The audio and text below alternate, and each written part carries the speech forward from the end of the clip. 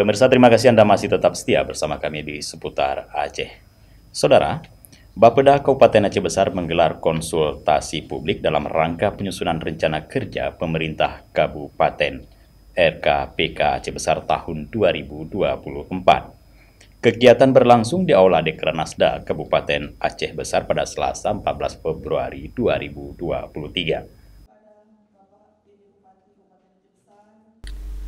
Dalam laporannya, Kepala Bapeda Aceh Besar Rahmawati menyampaikan konsultasi publik ini bertujuan menyepakati arah pembangunan Aceh Besar tahun 2024 serta menyemangati target-target indikator capaian serta prioritas pembangunan Aceh Besar tahun 2024. Arah dan kebijakan pembangunan Kabupaten Aceh Besar tahun 2024 adalah meningkatkan perekonomian masyarakat dan kualitas SDM untuk mendukung penyelenggaraan pemilihan umum serentak dan Pekan Olahraga Nasional, serta penguatan pelaksanaan syariat Islam.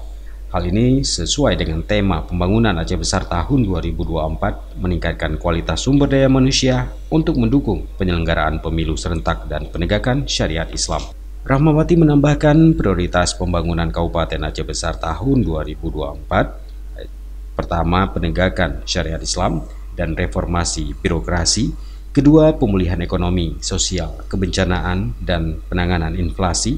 Ketiga, mendukung tahapan pemilihan umum legislatif, pilkada, serta mensukseskan pelaksanaan PON ke-21.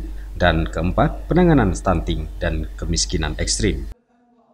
Adapun tujuan daripada kita melakukan konsultasi publik pada hari ini adalah yang pertama kita untuk menyamakan persepsi yang pertama terhadap arah dan kebijakan pembangunan Aceh Besar untuk tahun 2024. Kemudian tentang prioritas yang sudah saya sampaikan tadi.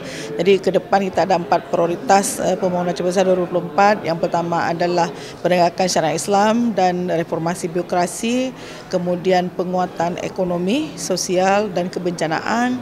Kemudian kita fokus juga prioritas 2024 adalah pada pelaksanaan pemilu serentak dan pelaksanaan Pekan Olahraga Nasional yang ke-21, dan yang terakhir adalah bagaimana kita melakukan penurunan program-program penurunan angka kemiskinan di Kabupaten Aceh Besar.